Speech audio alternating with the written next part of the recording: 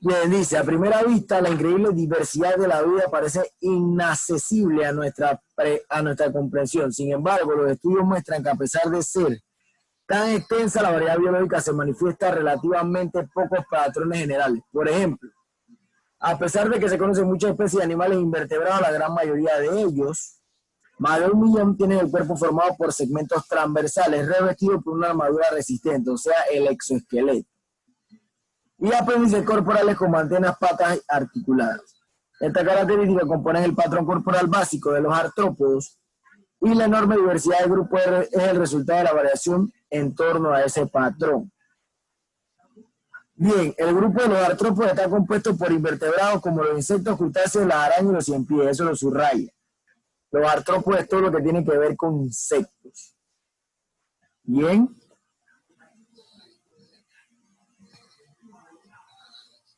Profe, ¿qué página es?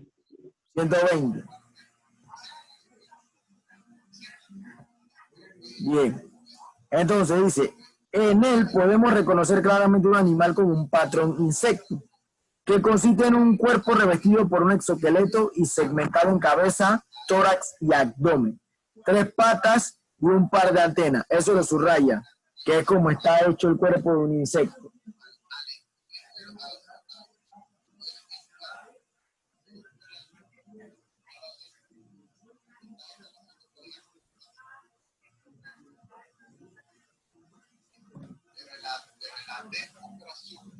Bien. Dice, el reconocimiento de este tipo de patrones nos ayuda a entender la gran variedad de vasto grupo de los insectos, que reúnen más de 900.000 especies descritas. Los insectos son los animales que más existen en el mundo, los que más hay. Bien, es mucho más sencillo pensar en varios grupos de organismos que en cientos de miles de organismos distintos. Esa manera de clasificar los seres vivos en función de patrones compartidos ha ayudado a los científicos a organizar y comprender la diversidad de la vida. Los siguientes son algunos de los conceptos asociados a la clasificación biológica. Van a subrayar eso. Los siguientes son algunos conceptos de la clasificación biológica. Son sistemática, filogenia, taxonomía y especie.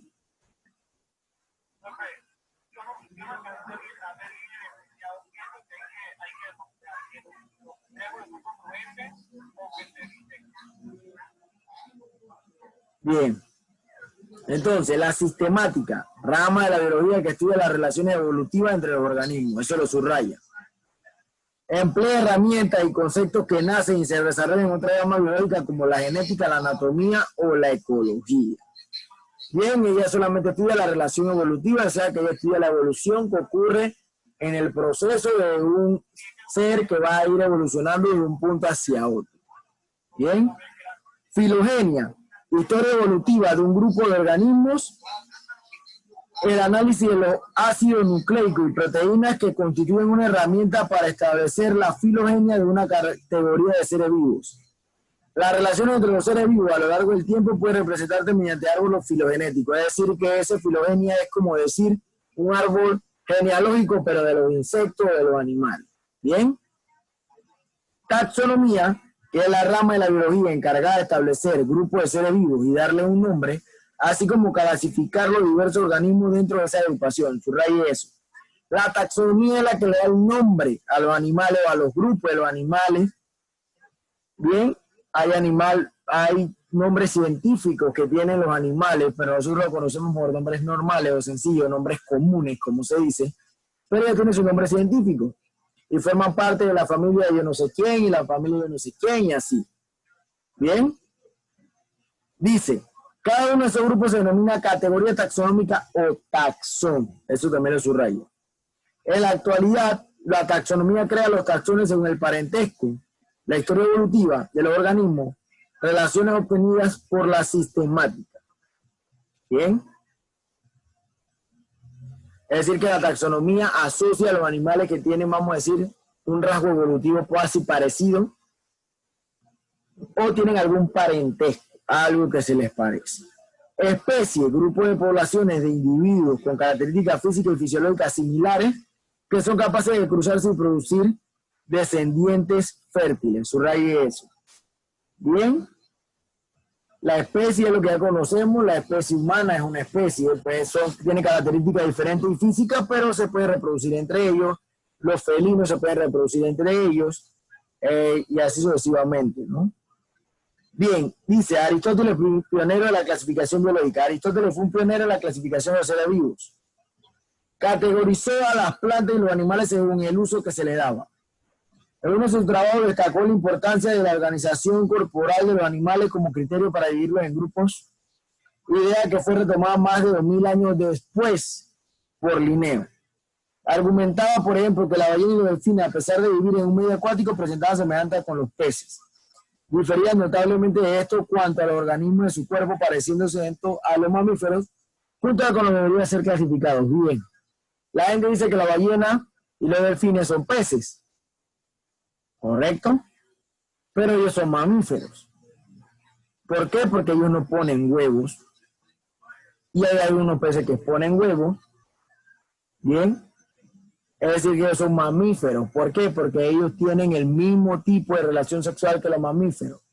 Ellos tienen relaciones sexuales y luego ella tiene un parto. Ella no deposita huevos. La ballena no deposita huevos y lo cuida hasta que nazcan. No. La ballena tiene un parto igual que tiene una mujer, que tiene un perro y que tiene todos los animales que son mamíferos. Sí viven en el agua, pero son mamíferos acuáticos. Bien, mamíferos acuáticos es el nombre verdadero para ese tipo de animal. Después de Aristóteles prácticamente no tuvieron lugar progresos significativos en la clasificación biológica hasta el Renacimiento. A partir de entonces los estudios comenzaron a pensar en sistemas que desagruparan los seres vivos según su característica como su estructura corporal, funciones orgánicas, y no basándose en criterios arbitrarios místicos o de utilidad práctica como se había hecho antes. Vamos a ver el sistema de clasificación de Linneo. La taxonomía moderna se inició con los trabajos botánicos sueco Carlos Linneo, eso lo va a subrayar. Bien. Sus ideas sobre la clasificación biológica fueron publicadas en su libro Sistema Natur o Sistema Natural. Bien, cuya primera edición salió en 1735. Para Linneo, el número de especies existentes en la naturaleza era fijo y había sido determinado por un ser superior de la creación. Definía especies como un grupo de individuos dotados de características estructurales típicas o ausentes en otra especie. El botánico explica que era necesario escoger con cuidado las características utilizadas para agrupar seres vivos, pues ciertas semejanzas podían tener poca importancia en la clasificación. Por ejemplo, el hábitat del organismo, muy empleado en clasificaciones antiguas, no debería ser empleada como criterio, ya que hay animales voladores también diferentes como una mosca, un murciélago y un águila, y animales acuáticos tan distintos como la otra, la medusa y los tiburones. Bien, es como dije, ¿no? La ballena vive en el agua, pero es un mamífero acuático. La mosca es un insecto. El murciélago no es un insecto. Y el halcón o el águila tampoco es un insecto. Pero ¿qué tienen por igual? Todos vuelan. Todos son animales voladores, pero de diferentes características. Un insecto volador, un mamífero volador y un ave.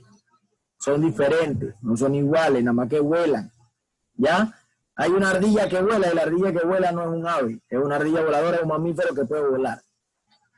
¿Ya? Linneo creía que las características anatómicas eran las más adecuadas para agrupar los seres vivos y la utilizó como criterio principal en su sistema de clasificación. Así agrupó plantas de acuerdo con su forma y la estructura de sus flores y frutos, y los animales según su semejanza en el organismo corporal. Utilizando su conocimiento botánico y siguiendo un sistema de clasificación que constaba de características que estaban subordinadas o incluía una dentro de otras, lo que producía una clasificación jerárquica. Es decir, que él se fijó más que todo en la parte física. Bien, en la parte física, quiero decir, en los huesos. La taxonomía estudia prácticamente los huesos y la parte exacta del cuerpo de los animales. Bien, las aves, como el águila, el halcón, ¿qué otro ave? El talingo, el cuervo. ¿Qué tienen por igual? Todos cuando estiran o cuando ven los huesos de esos animales, en las alas tienen los mismos tipos de huesos. No varían. Uno más pequeño que otro, pero tienen el mismo tipo de huesos. Eso es taxonomía. Estudia los huesos que hay en el cuerpo y las partes que dividen el cuerpo de los animales. Bien. La nomenclatura binominal. Linné asignó a la clasificación de los seres vivos un sistema de nomenclatura científica. Propuso que toda especie debe tener un nombre científico en latín, compuesto por dos palabras, el nombre o epítemo genérico y el epítemo específico. Subraye eso. Eso todavía se utiliza. Bien, eso todavía se utiliza. Los animales tienen un nombre científico que usted no conoce porque usted lo llama por el nombre común o normal, como se dice.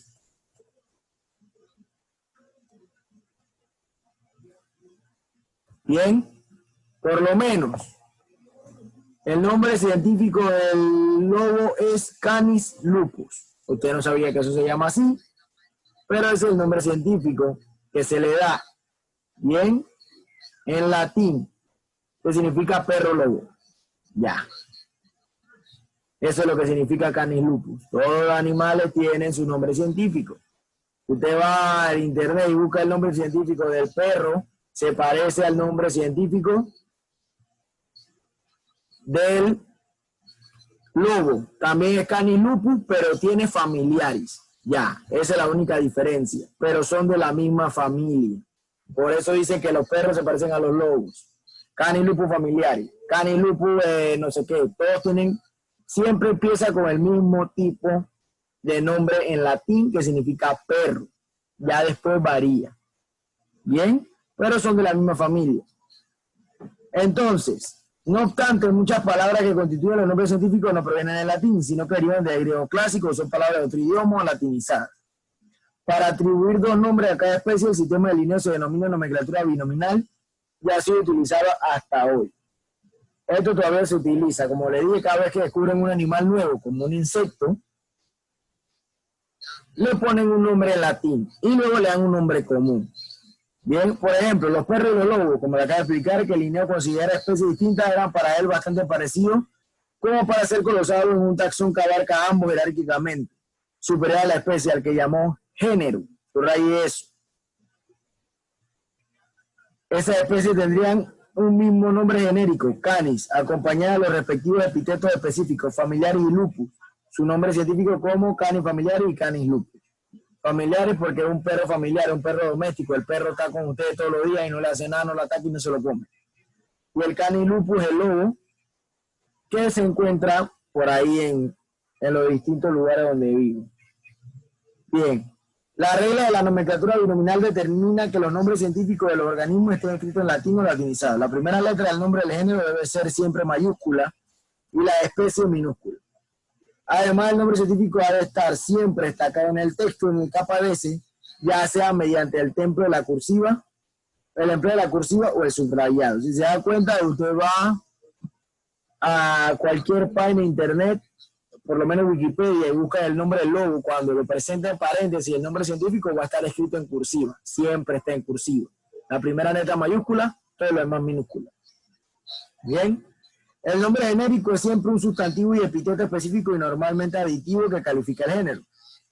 Por eso, según la regla de nomenclatura, se puede decir que escribir el nombre genérico solo siempre que lleva seguido de una abreviatura estandarizada. Por ejemplo, para referirse a un animal del género Canis, sin especificar si es lobo, coyote o perro, se añade la abreviatura SP tras el nombre del género. ¿Eso para qué? Para decir solamente que son todos los animales de ese tipo, o sea, todos los animales que son caninos o son perros.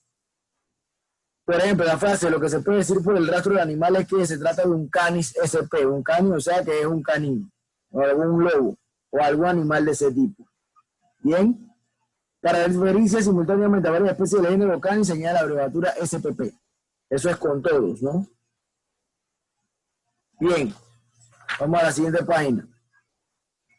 Dice, al contrario de que el género, el epíteto específico no puede describirse solo. Por ejemplo, el nombre científico de la mosca común es Musca domestica. Sin embargo, se escribe doméstica de forma aislada, no se identifica a esa mosca. O sea, que la abreviatura siempre tiene que ir acompañado del epíteto, del primer nombre. Eso es lo que la identifica. Dice, ya que existen o no pueden existir. En otro género, especies con ese mismo epíteto o específico. Es decir, que si usted escribe doméstica, además de la mosca, hay muchos animales más que tienen doméstica. Entonces ellos pueden asimilar que no es una mosca, sino otro tipo de animal. Por eso ¿cómo se dice? El epíteto específico no puede ir no puede escribirse solo, tiene que llevar siempre el primerito. Bien, otra especie que comparte el epíteto específico doméstica son cúrcuma doméstica, cúrcuma, una planta aromática, y malo doméstica, el manzano, o sea que se puede confundir, si no escribe el primer nombre puede confundirlo con cualquier otro. Bien. A ver, dice, el uso de nombres científicos facilita la comunicación entre científicos de diversas nacionalidades y evita la confusión cuando se hace referencia a un organismo, por ejemplo. El roedor que comúnmente llamamos ñeque en Panamá se denomina huacaque alazán en México, guantunza o cherenga en Costa Rica. En Panamá, en México es guantunza o cherenga, en Costa Rica es Central American agouti, y en países donde se habla inglés conocido como agouti pontu en francés. Entonces, ¿cómo vas a saber qué animal es cuál? No lo vas a ver a menos que escriba el nombre completo. Si se da cuenta, todos tienen algo al frente. Huacaque, aguati, huatusa, aguati, todos tienen eso parecido. Pero lo demás varía. Bien. Categoría taxonómica o taxones. Durante años, Linneo trabajó en la elaboración de su sistema para clasificar las plantas de animales, perfeccionándolo gradualmente y desarrollando el sistema de nomenclatura. Fue en la última edición de su libro Sistema Natural, publicado en 1768, en el que el científico se presentó su propuesta detallada de la nomenclatura binominal, un sistema de clasificación de los organismos y los seres vivos de manera jerárquica. ¿Qué quiere decir de manera jerárquica? Él ponía los animales que él pensaba o creía que eran los primordiales primeritos. Por lo menos el lobo, él decía que era más importante que el perro. Ya, aunque fueran de la misma familia. Obvio, ¿no? Entonces, Linneo eligió la especie como el taxón básico de su clasificación. Al taxón inmediatamente superior a la especie en términos jerárquicos lo llamó género. Esto, por tanto, reúne especies que presentan cierta semejanza. Siguiendo la línea de crear taxones cada vez más amplios, reunió géneros semejantes en una categoría llamada orden. Órdenes similares en clase y la clase parecida se agrupaban bajo un mismo reino. Subraye eso. El orden es el siguiente. Primero era especie, luego lo ordenaba por género, luego lo ordenó por orden, luego lo ordenó por clase y por último por reino. ¿Qué es el reino? Reino animal, reino plantae, reino monera, reino protista. Esos son los reinos. Eso lo dejó para último. Bien. Ese es el orden con que él los clasificó. Dice, en su obra Linneo considera la existencia de solamente de dos reinos, el reino animal y el vegetal. Pero una característica de los sistemas de clasificación es que cambian en el tiempo, a medida que se conocen nuevos datos y especies durante el siglo XX. Entonces, se fueron agregando nuevos reinos y clasificando algunos organismos. Hasta hace poco se reconocían 5 reinos. Hasta hace poco eran 5 reinos: monera, fungi, protista y plantae. Pero en 1927 surgieron la división del reino monera en eubacterias y arqueobacterias. Subraye eso. Bien. En total hay 7 reinos. Digo, 6 reinos, perdón. Porque el monera lo dividieron. Eubacterias y arqueobacterias.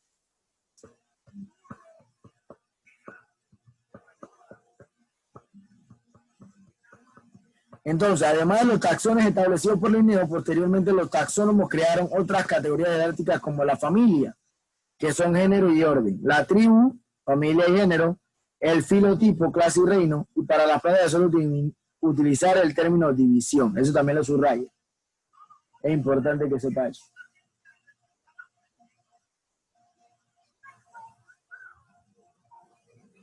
Bien.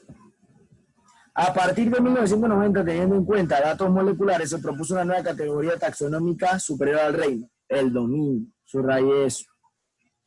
Las arqueobacterias incluyen el dominio, arquea, las bacterias verdaderas o bacterias en bacteria y el resto de los reinos. Los eucariotones están todos incluidos en el denominado eucaria. Subraye eso. Bien. Todas las que son bacterias, las arqueobacterias van en arquea y las bacterias normales en bacteria, y todos los otros reinos están dentro del dominio que se conoce como eucaria. Bien. De esta manera, las categorías taxonómicas más comunes empleadas en la actualidad son jerárquicamente de menor a mayor. y se va de la siguiente orden. Ese orden tiene que aprenderse, lo va a subrayar. Especie, género, familia, orden, clase, filo o división, reino y dominio. Y yo le pregunto a usted, ¿cómo se ordena taxonómicamente? Usted tiene que poner los 8 y en orden. No en desorden, en orden. Si me lo ponen en desorden, quito punto. Igualito como sale ahí, desde especie, género, familia, orden, clase, filo, división, reino y dominio. Lo ponen en orden. De menor a mayor es el orden que ve ahí. ¿Ok? Bien. Sistema de clasificación tradicional. El primer paso para un uso apropiado de la especie es reconocerla y obtener conocimiento asociado con ella. Y esto no podría darse sin la existencia de un sistema de clasificación que permita compartir información acerca de los organismos que conocemos. En la actualidad, dos de los sistemas que se utilizan con frecuencia para clasificar los organismos son el tradicional y el cladista. Subraye eso. Los sistemas que se utilizan para clasificar los organismos son el tradicional y el cladista.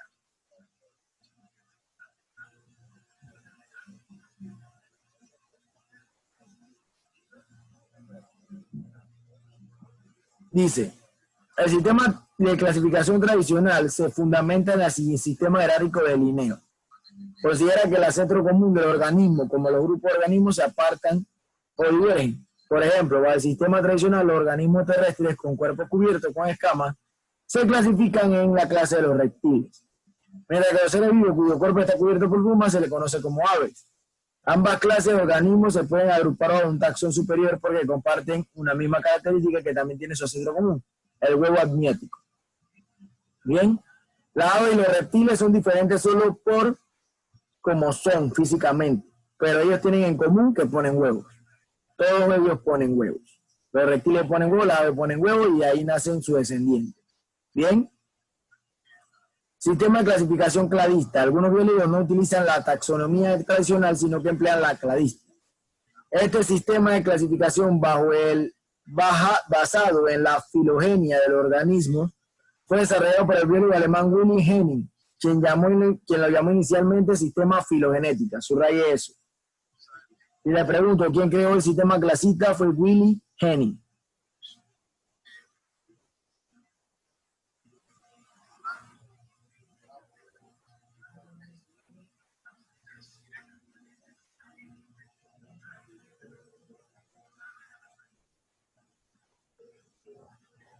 Bien. Entonces, el sistema cladista no utiliza la categoría taxonómica de clasificación tradicional. Los grupos naturales de organismos denominados clados se componen de un ancestro común y la especie descendiente de ese ancestro. Por ejemplo, los pumas se asemejan más a los jaguares que a los coyotes. Por la misma razón que un hermano se parece más a su hermana que a su primo. Pues tienen ancestros en común, más reciente en su historia, una historia evolutiva compartida. Es decir, ¿cómo le explico eso? Bien, el ancestro común que tienen los primos son los abuelos, ¿verdad? Pero sus papás son diferentes dependiendo. Si usted es primo de alguien por parte de mamá, usted tiene diferente a su papá. Usted no se va a parecer en nada a su primo. Tiene que tener la misma descendencia ahí mismo seguidito. Por lo menos sus hermanos, si son parientes cercanos o igualitos a usted, porque vienen del mismo papá y la misma mamá. Y además de eso tienen el otro ancestro que sigue, que es el abuelo. ¿Ok? Sus primos solamente tienen un ancestro común y eso es lo que pasa. Igual el puma con el jaguar. Su ancestro en común es mucho más cercano al que el coyote. Bien. Para agrupar organismos basados en una misma categoría, el sistema de clasificación cladista determina que si tienen caracteres derivados compartidos. Por ejemplo, las plumas de las aves se consideran caracteres derivados de las escamas de los reptiles. Bajo este punto de vista cladista, las aves están emparentadas evolutivamente con los cocodrilos, por lo que muchos cladistas clasifican a estos dos tipos de organismos en un mismo grupo. A las tortugas, la lagartija y la serpiente la colocan en otro grupo aparte. Según los taxónomos, las aves provienen de los cocodrilos, porque según ellos, las escamas que tienen los reptiles son escamas que tienen las aves. O sea, las plumas que tienen las aves son escamas que evolucionaron y se convirtieron en plumas, según los taxónomos. Por eso ponen que las aves y los reptiles se parecen. ¿Ok? Las relaciones filogenéticas o de parentesco evolutivo entre organismos se puede representar en un diagrama en forma de árbol denominado cladograma. Subraye eso. Es similar a un árbol filogenético. En un cladograma, la división de una rama en dos indica que una especie central en esta etapa del proceso evolutivo se ha separado en dos nuevas especies, es decir, que se ha producido una especiación. Hay que decir eso, que si un dinosaurio en la época de antes evolucionó en dos tipos de cosas, vamos a decir que eran dos dinosaurios igualitos de la misma especie, pero uno evolucionó en un reptil y el otro evolucionó en una ave, pero era el mismo dinosaurio, nada más que se separó. ¿Ya? Eso es lo que ellos quieren decir. Bien. Cada especie actual representa la punta de una rama de cladograma. Al descender por una rama de ese árbol se encuentra el punto nudo en el que se unen las ramas vecinas. Este punto indica que el ancestro más reciente de la especie tiene algo en común. Hasta ahí el tema, pues. La próxima clase tenemos taller. Bien, vamos a terminar ahí. ¿Ok? La próxima clase tenemos taller.